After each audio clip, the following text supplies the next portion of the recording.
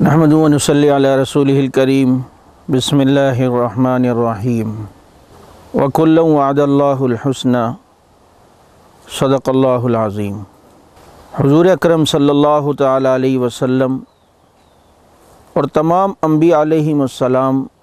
جو دنیا میں تشریف لائے،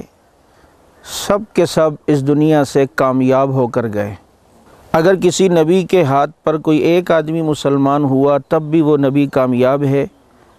اور کسی نبی کے ہاتھ پر سینکڑوں لوگ مسلمان ہوئے تب بھی وہ نبی کامیاب ہے۔ سب سے آخر میں جناب محمد الرسول اللہ صلی اللہ علیہ وسلم تشریف لائے۔ آپ صلی اللہ علیہ وسلم نے نہ صرف نبوت کو پہنچایا بلکہ نبوت کا حق بھی ادا کیا اور کامیاب ہو کر اس دنیا سے تشریف لے گئے۔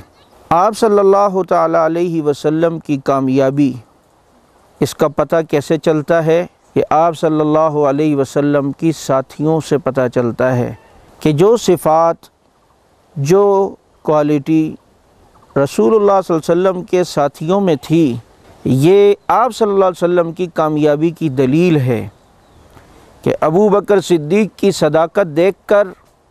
لوگ معترف ہوتے ہیں کہ جب نبی کے صحابہ، ابو بکر نبی کا صحابی اتنا سچا ہے تو خود ان کا استاد کتنا سچا ہوگا۔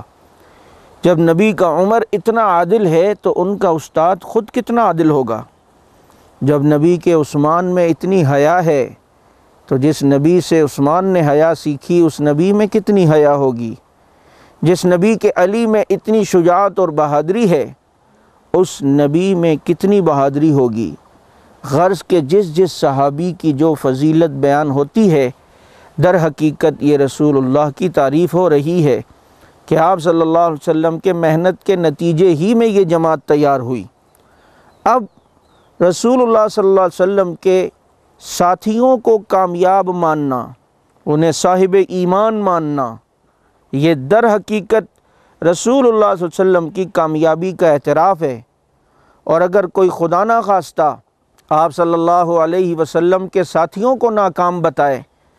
آپ صلی اللہ علیہ وسلم کے صحابہ کو ناکام بتائے، وہ در حقیقت رسول اللہ صلی اللہ علیہ وسلم کو ناکام بتا رہا ہے۔ آج ایک طبقہ حضور صلی اللہ علیہ وسلم کے صحابہ پر تنقید کر کے، ان کی تنقیص کر کے، ان کو ناکام بتا کر دنیا کفر کو کیا بتانا چاہ رہا ہے؟ اگر کوئی یہ کہتا ہے کہ نبی علیہ السلام کی محنت کے نتیجے میں صرف 4-5 آدمی مسلمان رہے تو یہ اعتراض نبی کے صحابہ پر نہیں، در حقیقت نبی پر ہو رہا ہے کہ اللہ نے تو ہمارے نبی کو قرآن میں سورج کہا، وَدَاعِيًا إِلَى اللَّهِ بِإِذْنِهِ وَسِرَاجًا مُنِيرًا، اور سورج تو پوری دنیا کے لیے ہوتا ہے۔ کوئی یہ سوچے کہ سورج صرف ایک گھر کو منور کرتا ہے، ایک علاقے کو منور کرتا ہے، یا صرف چند اشخاص کو منور کرتا ہے، یہ در حقیقت سورج سے دشمنی کی دلیل ہے، سورج سے دشمنی کی علامت ہے۔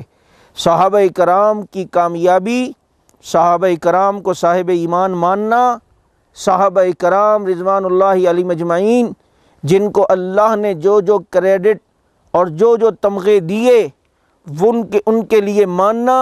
یہ در حقیقت رسول اللہ صلی اللہ علیہ وسلم کی کامیابی کی دلیل ہے، اور رسول اللہ صلی اللہ علیہ وسلم کو کامیاب ماننے کی علامت ہے۔ شاگرد اپنے استاد سے پہچانا جاتا ہے، استاد اپنے شاگرد سے پہچانا جاتا ہے۔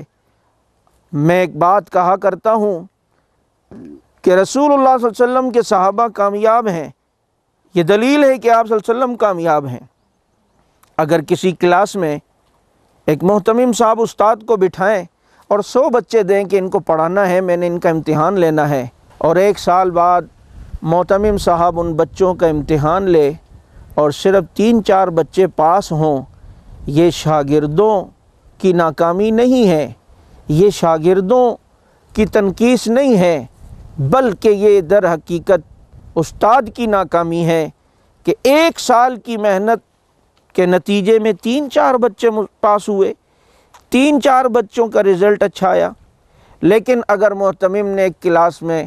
ایک ٹیچر ایک استاد کو 100 بچے دیے، سال بعد امتحان لیا اور وہ بچے 100 کے 100 اعلیٰ نمبروں میں پاس ہوئے، تو آپ کیا سمجھتے ہیں؟ یہ بچوں کی کامیابی نہیں، یہ بچوں کی تعریف نہیں، در حقیقت یہ استاد کی تعریف ہے۔ محلے والے ہوں، محتمم ہو، پڑوسی ہوں، لوگ ہوں، وہ کہیں گے استاد محنتی تھا، استاد تجربہ کار تھا، واہ کیا استاد کی محنت ہے، جس کے نتیجے میں پورا کا پورا رزلٹ بچوں کا اعلیٰ نمبروں میں پاس ہونا، یہ استاد کی کامیابی ہے۔ اللہ نے رسول اللہ صلی اللہ علیہ وسلم کو بھی صحابہ دیے، بیت اللہ مدرسہ دیا، قرآن سلیبس دیا، اور اللہ رب العزت نے کہا محبوب اولئک الذین امتحن اللہ، تیرے صحابہ کا امتحان اللہ لے گا، تم نے ان کی بہترین تیاری کرنی ہے۔ اللہ کے نبی نے صحابہ کی ہر سبجیکٹ میں تیاری کی، بہادری کے سبجیکٹ میں صحابہ کامیاب ہوئے، تقوی کے سبجیکٹ میں اللہ نے انہیں کامیاب کیا، ایمانداری کے پرچے میں اللہ نے صحابہ کو کامیاب کیا، زہد و تقوی کے پرچے میں صحابہ کامیاب ہوئے، سخاوت کے پرچے میں صحابہ کامیاب ہوئے، ایمان و عمل کے پرچے میں صحابہ کامیاب ہوئے، اخلاص کے پرچے میں صحابہ کامیاب ہوئے۔ اللہ نے نبی کے شاگردوں کی رپورٹ کارڈ پر رضی اللہ کی مہر لگا کر سب کو کامیابی کا سرٹیفکیٹ دیا۔